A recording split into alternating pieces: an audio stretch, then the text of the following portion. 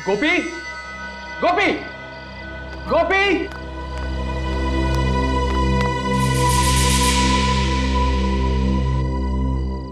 गोपी, गोपी, जी साहब, गोपी, आया साहब। कहां थे तुम? तुम्हें पता है ना कि रोज रात को खाना खाने के बाद मुझे चाय चाहिए होती। जी सर, जल्दी लेकर आ।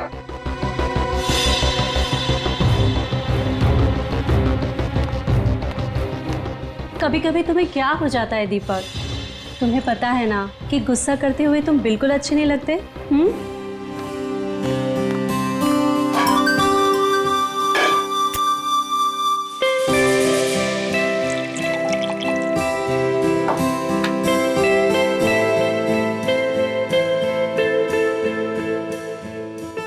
दीपक, कल सुबह इगतपुरी जाने का मेरा कोई मूड नहीं है।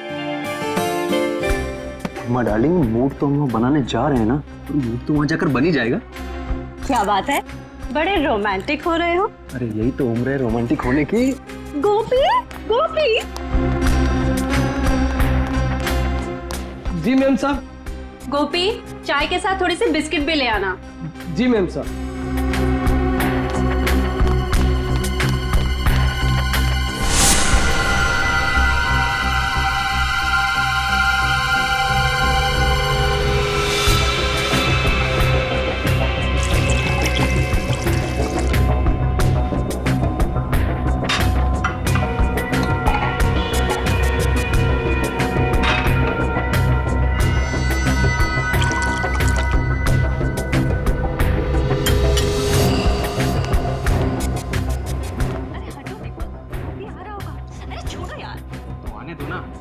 शादी की है मैंने तुमसे, कोई भगा के थोड़ी लाया हूं।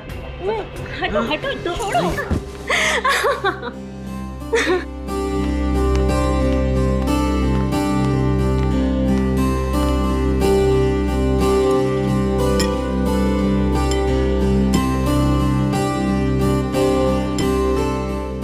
गोपी, तुम्हारी इलायची वाली चाय का तो कोई जवाब ही नहीं, और तुम्हारी जैसी चाय ना दुनिया में कोई नहीं बना सकता। ए सुनो, अभी तुम अपने कमरे में जाओ। कल सुबह में जल्दी उठा देना, हमें 6 बजे निकलना है। जी सर। जाओ।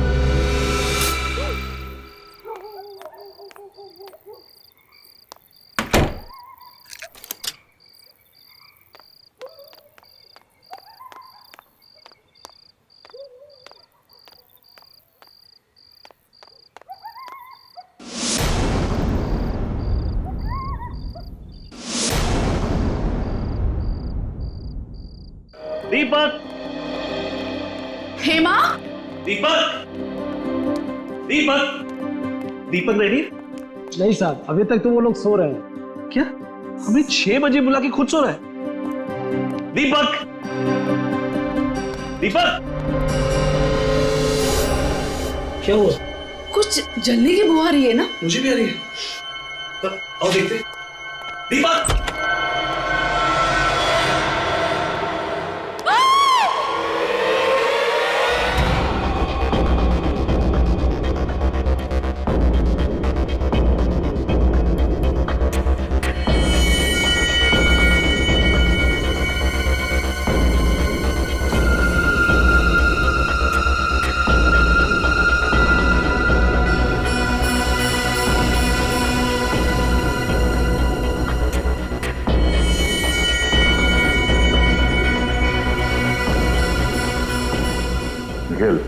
सर, जरा उस सर्वेंट गोपी को बुलाओ। सर।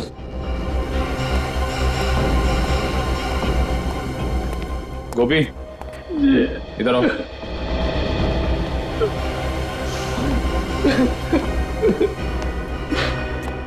सुनो, जरा अंदर चलो। सर।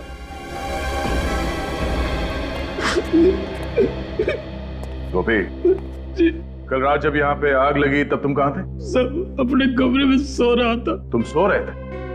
तुम्हारे साहब और मेम साहब यहाँ पे चीख रहे थे, चिल्ला रहे थे और तुम खर्राटे मार रहे थे। ऐसी कौन सी नींद है तुम्हारी जो इनके चीखने पे या आग के धुएं से नहीं खुली? अरे नहीं सर, हमारा कमरा वहाँ नीचे है ना, वहाँ धुआं नहीं पहुंचा इसलिए।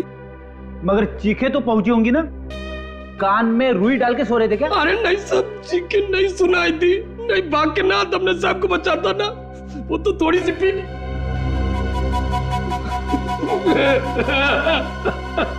शर्म आनी चाहिए तुम्हें। अगर तुम शराब के नशे में नहीं होते तो शायद तुम्हारे साहब और मेम साहब आज जिंदा होते। अच्छा कल रात यहाँ पे और कौन कौन था? नहीं नहीं कोई और नहीं था, हम सिर्फ 3 लोग थे यहाँ पे। आखिरी बार कब मिले तुम अपने साहब और मेम साहब को? रात के 10:30 बजे साहब और मेम साहब को चाय पीने की आदत थी ना, सोने से पहले चाय पीते थे। मैं चाय देने आया था तभी देखा। उस वक्त उन दोनों में क्या बातें हो रही? किसी बात से परेशान थे? ना ना बिल्कुल नहीं, वो तो आपस में मजाक कर रहे थे, जैसे शादी के नए जोड़े होते हैं वैसे ही बिल्कुल मजाक कर रहे थे। और मेम साहब ने तो मेरी तारीफ भी की थी, तुझसे चाय इलायची की चाय दुनिया में कोई नहीं बना। मुझे क्या पता था वो चाय उनकी जिंदगी की आखिरी चाय हो जाएगी।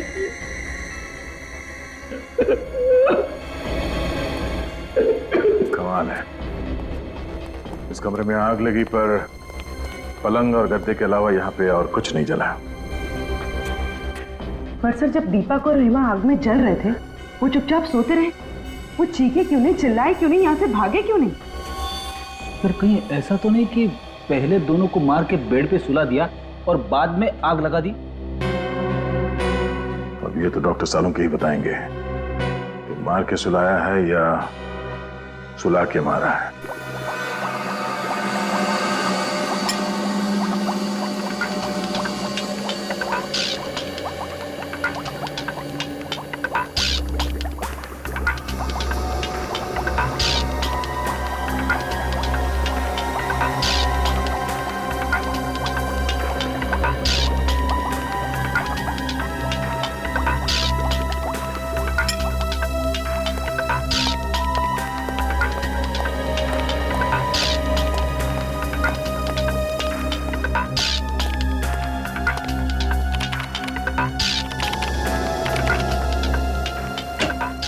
हाँ अभिजीत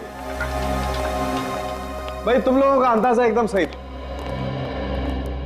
ये दीपक और हेमा वाकई इस हालत में नहीं थे कि अपने आप को आग से बचा सके। मतलब दोनों जख्मी थे? नहीं ब्रेडी, जख्मी तो कतई नहीं थे, क्योंकि ना तो इन दोनों के शरीर पर गोली का निशान था, ना किसी चाकू का निशान था, और ना ही किसी और तरीके की चोट का निशान था। तो फिर इन्होंने अपने आप को बचाने की कोशिश क्यों नहीं की? गैरी हैथर की वजह से। गैरी हैथर? ये क्या है डॉक्टर साहब? पूर्वी एक किस्म का केमिकल होता है जो अधिकतर एनेस्थीसिया या बेहोश करने की दवाइयों में मिलाया जाता है, और वही गैरी हैथर मुझे इन लोगों की चाय में मिला। ओह, तो जब आग लगी थी तो दोनों बेहोश थे? बिल्कुल, इसलिए बेचारे ना तो चिल्ला सके और ना ही भाग सके। हाँ आओ बताता हूँ।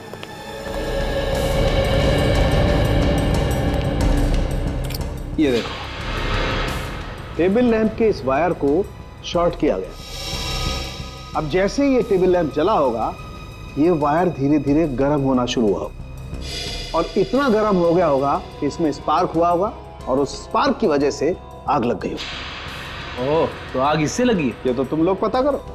आग कैसे भी लगी हो डॉक्टर साहब, लेकिन ये तो पक्का है कि दोनों का खून हुआ है। एक मर्डर है। खूनी को मालूम था कि दोनों रात में सोने से पहले चाय पीते, इसलिए चाय में उसने बेहोशी की दवा मिला दी और दोनों को बेहोश कर दिया। कुछ देर के बाद शॉर्ट सर्किट हुआ और आग लग गई। सर घर का नौकर गोपी कह रहा था कि रात को 10:30 बजे चाय देने के बाद वो अपने कमरे में सोने चला गया था। रात को मेन गेट उसी ने बंद किया और फिर सुबह उसी ने खोला।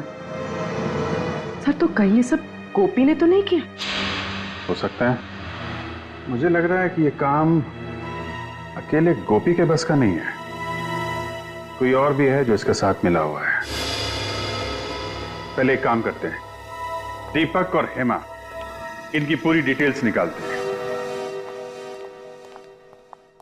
जी हाँ, वो सारी डिटेल्स मुझे जल्दी से जल्दी चाहिए। Thank you sir. ये रही दीपक की जन्म कुंडली। Very good. पिछले 6 महीनों में उस पर 2 बार हमला हो चुका है, पर किस्मत से वो दोनों बार बच निकला। और दोनों बार जब इस पे हमला हुआ तो ये मीटिंग के लिए अकेला जा रहा था। सर अगर ये कोई बिजनेस से रिलेटेड दुश्मनी होती फिर तो उसे दीपक के पार्टनर मनीष को भी अपना निशाना बनाना चाहिए, सिर्फ दीपक ही क्यों? वही तो हैरानी की बात है सर, ये दीपक और मनीष हमेशा साथ साथ जाते थे मीटिंग करने के लिए, पर जिन 2 दिनों में दीपक पे हमला हुआ 7 मार्च और 14 मई को, तब मनीष उसके साथ नहीं था। मनीष कैसे साथ होता? दीपक की मौत से सबसे ज्यादा फायदा होगा मनीष को, और दीपक के घर बिना रोक टोक कौन आ जा सकता है? मनीष। दीपक सोने से पहले चाय पीता था, यह बात किसको मालूम होगी? गोपी और मनीष को। सर दीपक मेरा बिजनेस पार्टनर ही नहीं बल्कि मेरा दोस्त था, दोस्त नहीं बल्कि मेरे भाई जैसा था। अगर दीपक तुम्हें इतना ही प्यारा था तो उसका खून क्यों करवाया तुमने? क्या कह रहे हैं? मैं दीपक को क्यों मरवाऊंगा? 7 मार्च और 14 मई को जब दीपक मीटिंग्स के लिए जा रहा था, तब उस पे जानलेवा हमले हुए थे या नहीं? जी हुए थे। और दीपक के साथ तुम हर मीटिंग में जाया करते थे। जी। तो फिर इन 2 मीटिंग्स में तुम दीपक के साथ क्यों नहीं गए? शायद मेरी किस्मत अच्छी रही। तुम्हारी किस्मत अच्छी नहीं, बल्कि ये दोनों हमले तुम्हें करवाए। लेकिन सर मैं ऐसा क्यों करवाऊंगा? क्योंकि दीपक के मरने से सबसे ज्यादा फायदा तुम्हें होने वाला, ये सारा बिजनेस तुम्हें मिल जाता, तुम इसके अकेले मालिक बन जाते। वो तो दीपक नहीं मरता तब भी मैं मालिक बन जाता। क्या मतलब? देखिए, दीपक इस बिजनेस से परेशान हो चुका था और उसने ये बिजनेस छोड़ने का फैसला कर लिया था। क्यों? आइए मेरे साथ।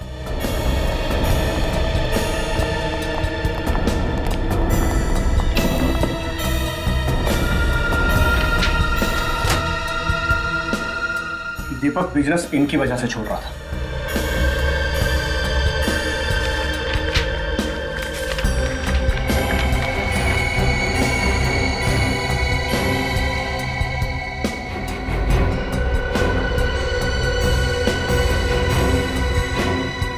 ये तो धमकी भरी चिट्ठियां है।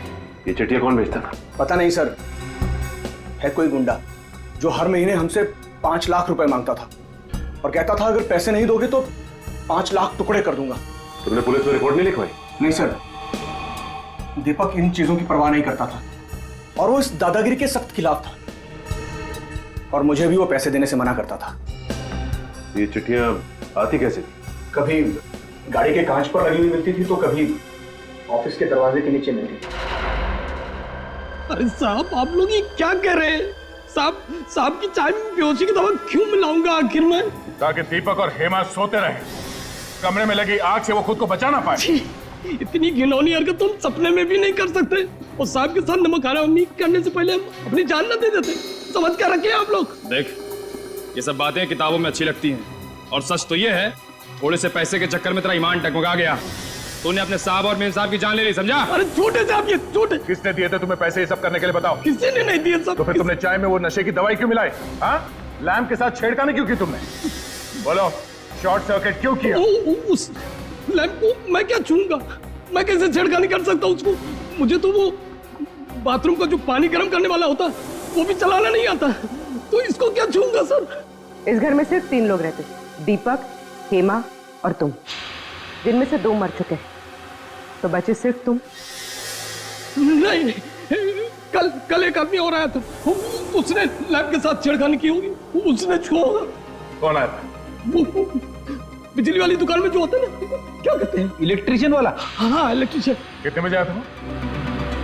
7, 7:30 बजे। किस लिए आया था? वो बोला था कि हाँ, साहब के कमरे का एसी ठीक करना। अच्छा, तुमने बुलाया था उसे? नहीं, मैंने नहीं बुलाया था। तो फिर किसने बुलाया? साहब ने बुलाया होगा। तुमने उसे यहाँ से बाहर जाते हुए देखा? नहीं साहब, वो उस समय तुम्हें किचन में था, कब चला गया पता ही नहीं चला। इसका मतलब सर वो इसी घर में कहीं छुपा हुआ था। हाँ, और उसी ने मौका मिलते चाय में नशीली दवाई मिलाई और स्लैम का शॉर्ट सर्किट कर दिया। मिल गया। 59 गीता मार्ग, बलवंत नगर। हाँ सर, इस एड्रेस पर कल हमारा इलेक्ट्रिशियन भोपाल गया था सर। गोपाल को बुलाओ। मगर आज तो काम पर आया नहीं सर। तो फोन करके जल्दी बुलाओ उसे, जरूरी बात करनी है। सर मैं सुबह से कई बार ट्राई कर चुका हूँ, लेकिन उसका फोन स्विच ऑफ आ रहा है। लगता है उस बेचारे की तबीयत ठीक नहीं है। बेचारा? कोई बेचारा नहीं है वो, 2 फोन किया उसने। क्या? खून सर, मैंने तो उसे 3 दिन पहले काम पर रखा था सर। इस चक्कर में मैं तो नहीं फंस जाऊंगा ना? उम्मीद करो कि ये गोपाल जल्दी मिल जाए, वरना फंस भी सकते हो। तुम्हारे पास उसकी कोई फोटो वोटो है? वाह, बिना फोटो या बिना आई कार्ड के तुमने किसी को भी ऐसे ही काम पे रख लिया? नहीं सर, मैंने तो आईडी कार्ड मांगा था। उसने कहा कि गांव में भूल गया हूँ, अगले हफ्ते उसका भाई आया तो लेके आएगा। उसका चेहरा तो याद है ना तुम्हें? हाँ सर, बहुत अच्छी तरह। उसका स्केच बनवाओ हमारे लिए, पता तो चले ये गोपाल कहां कहां शॉर्ट सर्किट करता फिर रहा है।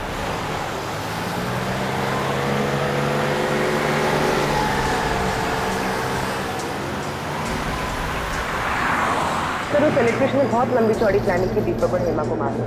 सर ना सिर्फ उसने उनके लैम्प के तार के साथ छेड़खानी की, बल्कि उनके चाय में बेहोशी की दवा भी मिला दी। मुझे तो लगता है कि एसी ठीक करने के बाद भी वो घर से गया ही नहीं होगा, वहीं पे कहीं छुप के बैठा होगा, इंतजार कर रहा होगा कि कब वो दोनों वापस आएंगे और कब वो उनकी चाय में वो बेहोशी की दवा मिलाएगा। पर यह बात तो सिर्फ दीपक का नौकर गोपी ही जानता था कि उन दोनों को रात में चाय पीने की आदत है।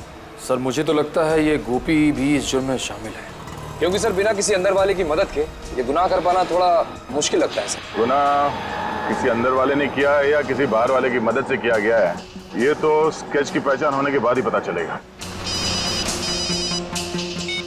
हाँ श्रेया, अच्छा उस इलेक्ट्रिशियन का स्केच है हमारे क्रिमिनल रिकॉर्ड में? क्या नाम है उसका? ओके ठीक। हाँ बोलो। अच्छा ठीक है सर, वो इलेक्ट्रिशियन गोपाल एक तनुज नाम का पुराना मंझा हुआ अपराधी। तनुज? और वो धमकी भरे खत, उसका कुछ पता चला? हाँ सर, उन पे लगे हुए इंग्लिश के निशान बताते कि वो रंगा नाम के मुजरिम थे। सर इस रंगा का भी पुराना रिकॉर्ड है, बिल्डर्स बिजनेसमैन वगैरह को धमका के पैसे लेते। तब ये तनुज रंगा के लिए काम कर रहा है। और सर रंगा ने शायद उन दोनों को इसीलिए मरवा दिया क्योंकि दीपक ने उसे पैसे देने से इनकार कर दिया। लेकिन सर हम इस रंगा तक पहुंचेंगे कैसे, क्योंकि हमारे पास इसका कुछ अता पता भी नहीं है। निखिल, चूहे को बिल से बाहर निकालने का सबसे अच्छा तरीका क्या है जानते हो? क्या है सर? चूहे के बिल के बाहर रोटी का टुकड़ा फेंको और आराम से बैठ के तमाशा देखो। इस रंगा नाम के चूहे को बाहर निकालने के लिए रोटी खिलाएगा मनीष, दीपक का पार्टनर मनीष।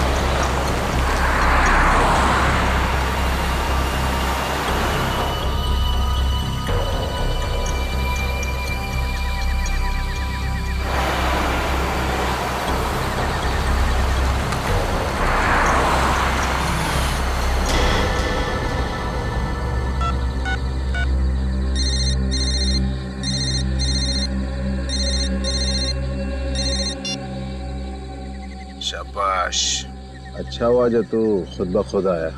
तेरे सिर पे रंगा का हाथ है, अब तेरा कोई बाल भी बाका नहीं कर सकता। पूरे पैसे लाया ना? हाँ पूरे हैं, चाहे तो गिन लीजिए। हमें अपने क्लाइंट पर पूरा भरोसा होता है, तू कम पैसे देने की गलती कभी नहीं करेगा। अच्छा एक काम कर, बाहर निकल, ब्रीफ केस सड़क पे छोड़ और जा। ठीक है।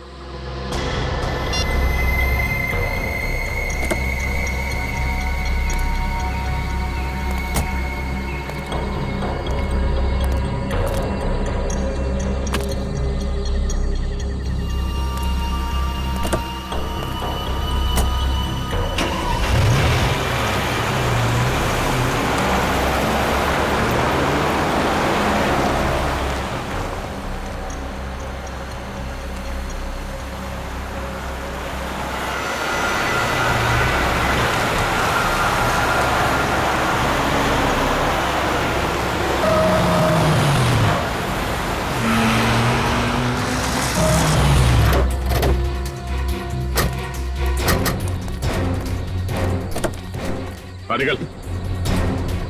सीआईडी धोखा किया उसने मेरे साथ, छोड़ूंगा नहीं मैं उसको। सीआईडी के सामने धमकी देता है। विनीत, गाड़ी में से बैग निकालो। जाने दो मुझे, रंगा नाम है मेरा, रंगा। मेरा नाम से ही पत्ते थर थर कांपते हैं। और मेरा नाम दया है। मेरा नाम सुन के मुजरिम सूखे पत्ते बन जाते हैं। साहब मुझे माफ कर दो साहब। साहब अब शेर है, मैं चूहा हूँ साहब। मेरा आपका मुकाबला है साहब। दीपक को क्यों मारा? दीपक को मैंने नहीं मारा साहब। मैं दीपक को क्यों मारूंगा साहब? क्योंकि उसने तुम्हें पैसे देने से इनकार कर दिया था। उसके मरने के बाद भी मुझे पैसा कहाँ मिला साहब? मैं तो छोटा मोटा गुंडा हूँ, तो छोटी मोटी धमकी देता हूँ, पैसे ऐडता हूँ साहब। खून करने की तो मैं सोच भी नहीं सकता साहब। झूठ मत बोल। तू जानता था कि दीपक को मारने से बाकी बिजनेस वालों के दिलों में तुम्हारे नाम का डर बैठ जाएगा, इसलिए तुमने अपने साथी तनुज को वहां भेजा इलेक्ट्रिशियन बना के। सोच समझ के लंबी चौड़ी प्लानिंग की थी तुमने खून करने की, क्यों? मगर साहब तनुज अब मेरे साथ काम नहीं करता। एक महीना हो गया उसे मेरी गैंग छोड़े हुए। तो फिर ये तनुज किसके साथ काम करता है? मुझे नहीं पता साहब। हाँ, वो कह रहा था कि वो अपनी खुद की गैंग बनाएगा साहब। कहीं इस दीपक की मौत के पीछे इस तनुज की गैंग का हाथ तो नहीं है?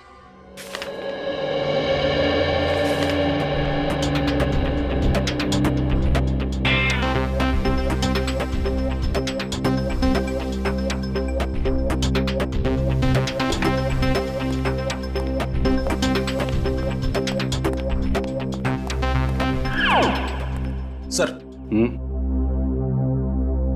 आपने कभी कबड्डी खेली है? कबड्डी? कबड्डी? हाँ, कॉलेज के दिनों में तो बहुतों को चित किया हमने। पर ये सवाल पूछ क्यों रहे हो? कुछ मैच वैच होने वाला है क्या?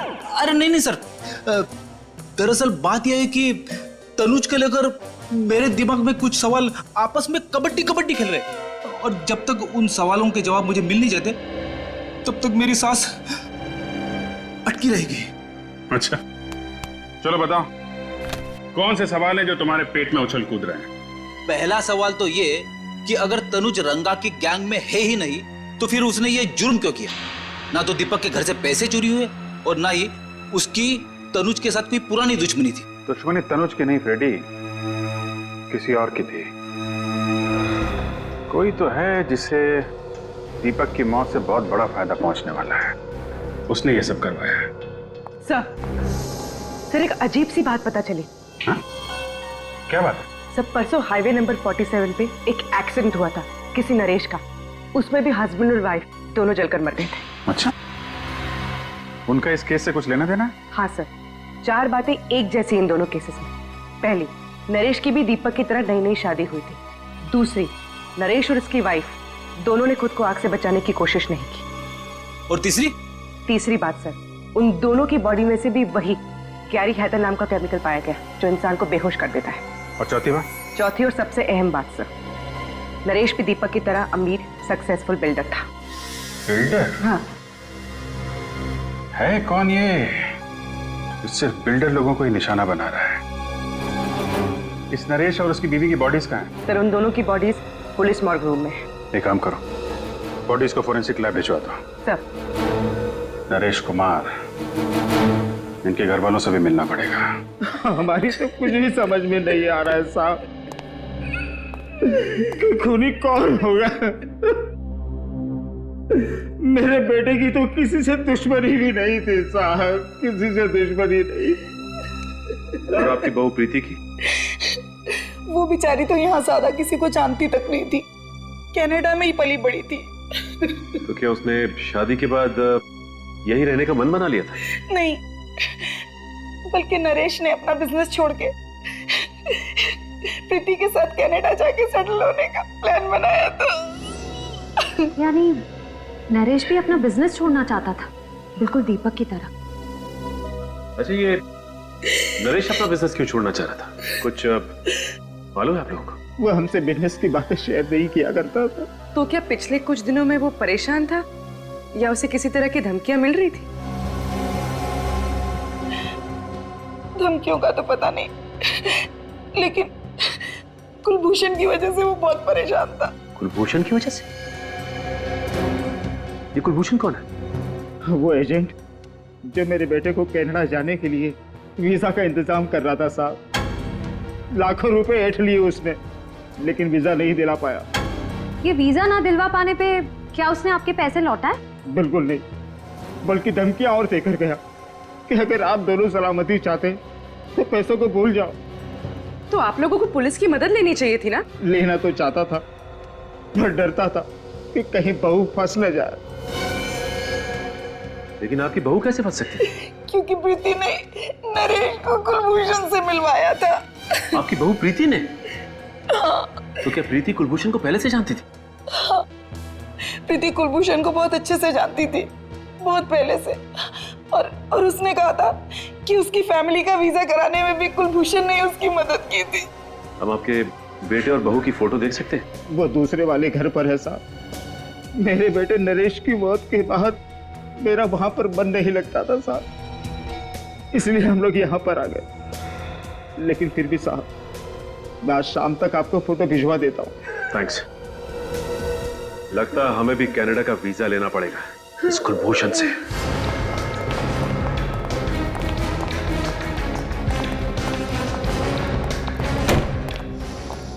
संभाल के भाई। भाई साहब, यहाँ का मालिक कौन है?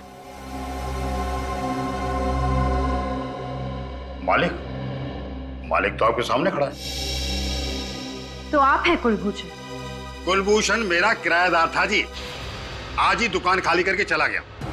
कुलभूषण चला गया? अरे चला क्या गया जी, मैंने उसे निकाल दिया। बहुत शिकायत थी उसके खिलाफ कि वो शराफत की आड़ में बहुत गैरकानूनी काम करता है। भाई साहब, ठीक तरह से निकालिए, कभी भी आ जाएगा, कहेगा मेरा फोटो खराब कर दिया। भाई साहब, ये बताइए कि आपके पास उसकी फोटो तो होगी ना?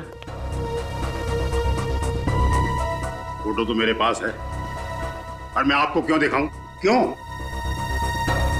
देखिए, हम लोग सीआईडी से, और हमें शक है कि कुलभूषण का हाथ दीपक नाम के बिल्डर के खून में भी। वो दीपक कुमार जो 2 दिन पहले अपने घर में जलकर मर गया था? जी हम उसी की बात कर रहे हैं। एक मिनट। ये वो एग्रीमेंट है जिससे दुकान को मैंने किराए पर दिया था। मैं उससे सिग्नेचर करवाने लाया था। उसका फोटो इसमें है, देखिए।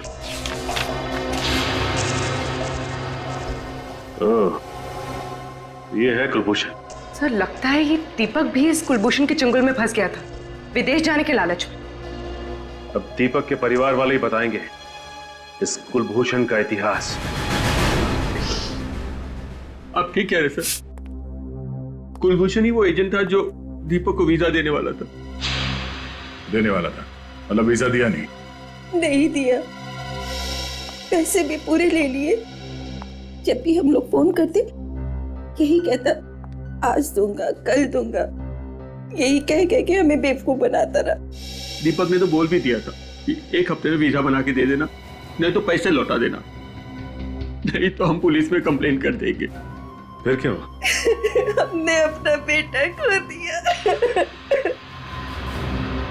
अच्छा, अब दीपक को धमकी वाली चिट्ठियां आती थी, इसके बारे में कुछ मालूम है आप लोगों को? नहीं, दीपक ने इसके बारे में कुछ नहीं बताया हमें। अच्छा, इस कुलभूषण को कैसे जानते थे आप लोग? हम नहीं जानते थे, हमारी बहू हेमा अच्छी तरह से जानती थी, उसी ने हमें मिलवाया था। पर हेमा तो बाहर पली बड़ी है, तो वो कुलभूषण को कैसे जानती थी? मुझे नहीं मालूम। नरेश को कुलभूषण से मिलवाया उसकी बीवी प्रीति ने, और दीपक को मिलवाया हेमा ने। और सर, हेमा और प्रीति दोनों ही कुलभूषण को अच्छी तरह से जानती थी, विदेश में पली बड़ी होने के बावजूद। लगता है प्रीति और हेमा दोनों का आपस में कोई ना कोई कनेक्शन है।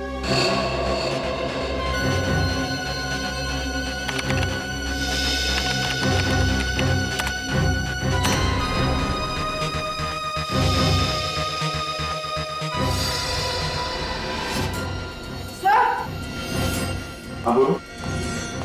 सर, ये कुलभूषण नहीं है, इसका असली नाम रणदीप है। रणदीप? ओह, ये तो पुराना पापी है। इतने सारे केसेस हैं इसके ऊपर, 420 के। हाँ सर, ज्यादातर घपले इसने लोगों को विदेश ले जाने का झांसा देकर किए हैं। अमेरिका, इंग्लैंड, कनाडा, ऑस्ट्रेलिया का परमानेंट वीजा दिलवाने का झूठा वादा करके ये लोगों से लाखों रुपए ऐंठता था। और इसके आखिरी 2 शिकार थे दीपक और नरेश। मगर सर, इस रणदीप ने तो कई सारे लोगों को चुना लगाया होगा, तो फिर इसने दीपक और नरेश की जान क्यों ली? शायद उन दोनों को रणदीप की असलियत के बारे में पता चल गया होगा, इसलिए रणदीप ने तनुज की मदद से दोनों को रास्ते से हटा दिया। सर इसमें यह भी लिखा है कि ये रणदीप शादियां भी करवाता था, अमीर परिवारों के लड़कों के लिए एनआरआई बहुएं भी लाता था। अच्छा, एनआरआई शादियां? ये इस रणदीप की एक और तरकीब होगी लोगों को फंसाने की। सर, लगता है ये रणदीप उन्हीं लोगों को अपने जाल में फंसाता होगा जिन्हें या तो विदेश जाने का चस्का है या फिर विदेश में रहने वाले भारतीय लोगों से शादी करने का। हम अगर हेमा इस रणदीप की इतनी तारीफ क्यों कर रही थी? दीपक के माता पिता ने बताया था ना कि कुलभूषण हेमा को काफी सालों से जानता था। पर सर दीपक के माता पिता तो ये भी कह रहे थे कि हेमा ऑस्ट्रेलिया में पली बड़ी है, फिर इसका इंडिया में रहने वाले 420 रणदीप से पाला कैसे पड़ गया? और नरेश के माता पिता भी कह रहे थे कि उनकी बहू प्रीति काफी सालों से कुलभूषण को जानती थी। सर, इस रणदीप ने पहले हेमा और प्रीति को अपने जाल में फंसाया और फिर उनके जरिए दीपक और नरेश को अपना शिकार बनाया।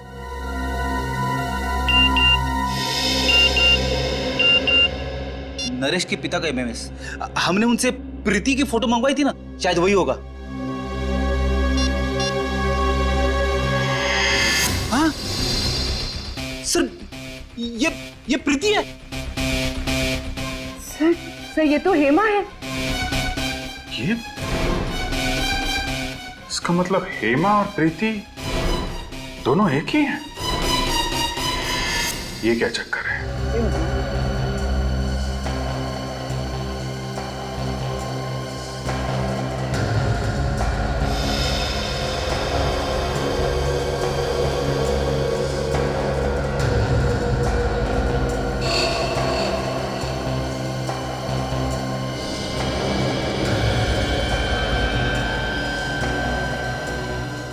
अब फोटो के अंदर घुस ही जाओगे क्या सालू के साथ?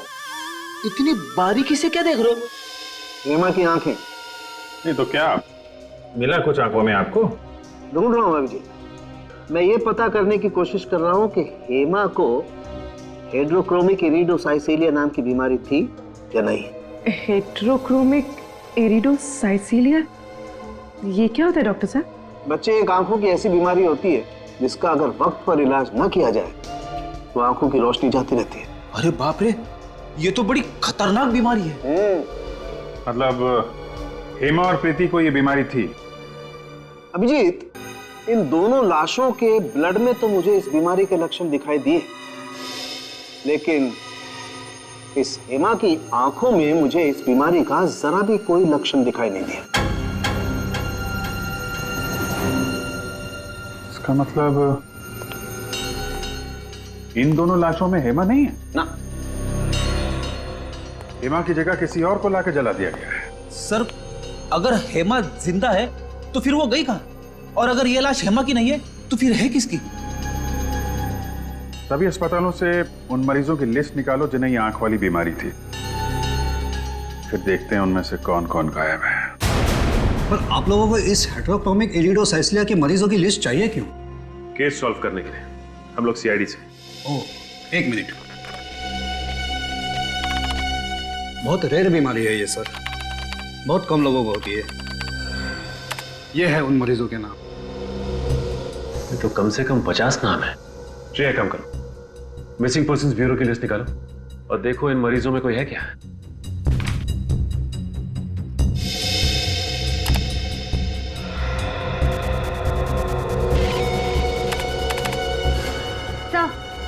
सर, आभा का नाम है इसमें। सर, गौरी का भी है। एक की उम्र 24 साल और दूसरे की 26। ये देखो, दोनों की हाइट 5 फुट 3 इंच, बिल्कुल हेमा के जितनी। और इन्हें दूर से देखकर कोई कह ही नहीं सकता कि ये हेमा नहीं है। सर मतलब हेमा की जगह इन दोनों की लाश रखी गई। लाश? जी हाँ, लाश। हमें शक है कि आभा और गौरी, इन दोनों का खून हो गया है। ये तो बहुत बुरा हुआ सर। भगवान इन दो मासूम बच्चियों के साथ ऐसा कैसे कर सकता है? ये दोनों तो अपना इलाज कराने के लिए विदेश भी जाने वाली थी। विदेश जाने वाले थे? अब बात समझ में आई। इसका मतलब ये दोनों लड़कियां कुलभूषण से मिलने गई थी वीजा के लिए। और जैसे ही कुलभूषण ने इन दोनों लड़कियों को देखा कि ये दोनों हेमा जैसी दिखती है, उनका काम तमाम कर दिया उसने। श्रेय, काम कर। जरा देखो इस लिस्ट में किसी का प्रोफाइल मैच करता है। सर,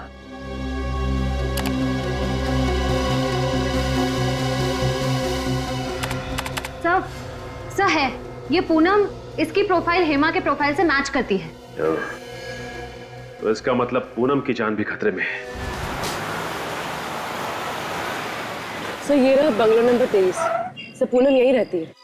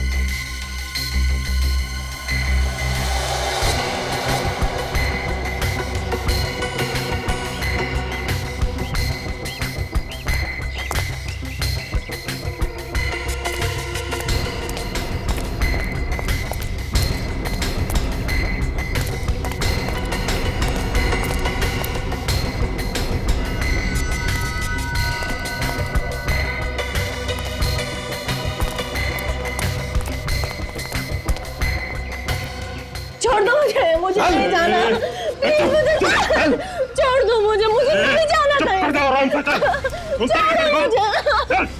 छोड़ दो। तो रणदीप और तनुज है। ये तो पूनम को जबरदस्ती लेके जा रहे हैं। लगता है एक और अमीर आदमी को मारने का प्लान है। चल अंदर बैठ। जल्दी गाड़ी चला, इससे पहले को आ जाओ यहाँ पे। चल। आ जाएंगे नहीं, आ गए।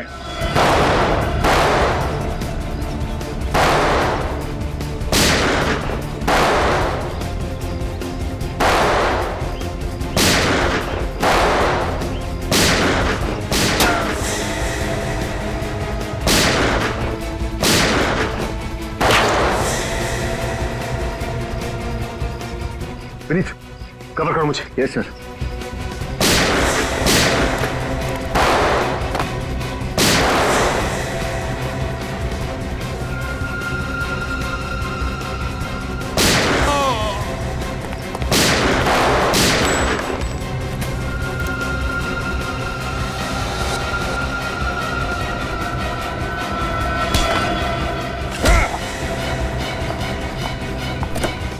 तुम ठीक तो हो ना? हाँ मैं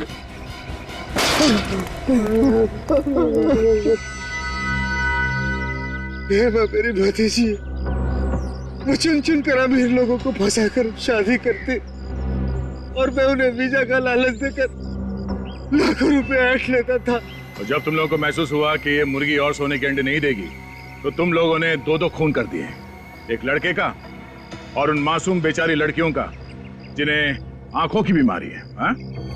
ये सब रणदीप का प्लान था। मैं तो सिर्फ सुपारी लेकर खून करता हूँ। तुम्हारा अगला शिकार कौन है? हाँ?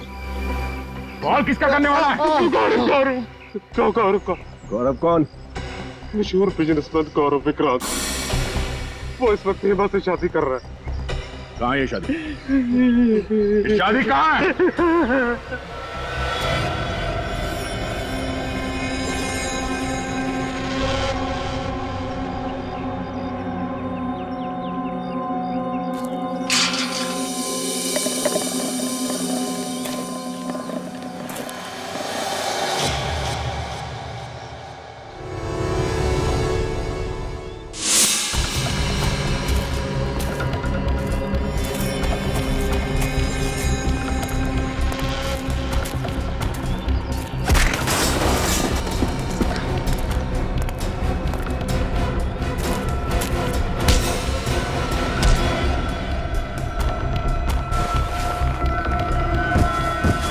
जिस पल का मुझे बहुत दिनों से इंतजार था, आज वो पल आ गया है तनिषा।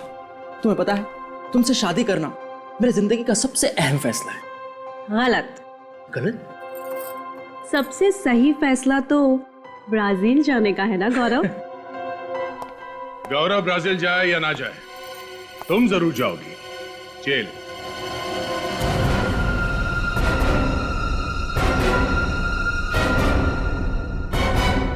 जेल? आप लोग मेरी बीवी को जेल में डालेंगे?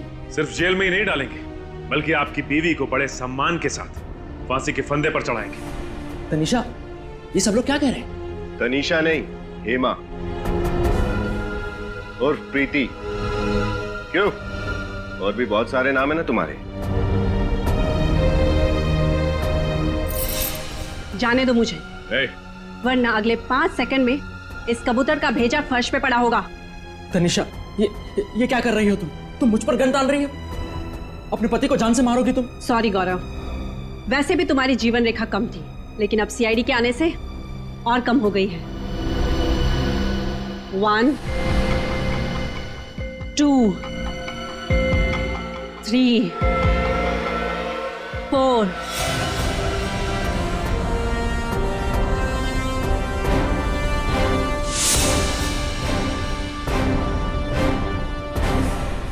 जाने दो मुझे।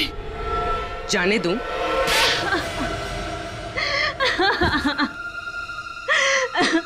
हम जानबूझकर वही परिवार ढूंढते जिन्हें एनआरआई बहू चाहिए थी, और फिर उन परिवारों का विश्वास जीतकर उनके साथ विश्वासघात करते हो तुम लोग। मैं चाचा जी को कुलभूषण बनाकर अपने ससुराल वालों से मिलवाती और खुद एक अच्छी बहू बनने का नाटक करती रहती। शादी जैसे पवित्र बंधन का गलत इस्तेमाल करके तुमने बहुत ही भयानक गुनाह किया है।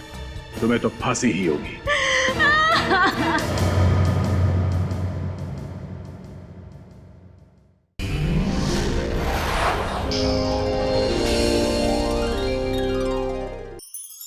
ऐसे और भी मज़ेदार वीडियो के लिए हमारे चैनल को लाइक, शेयर और सब्सक्राइब करें।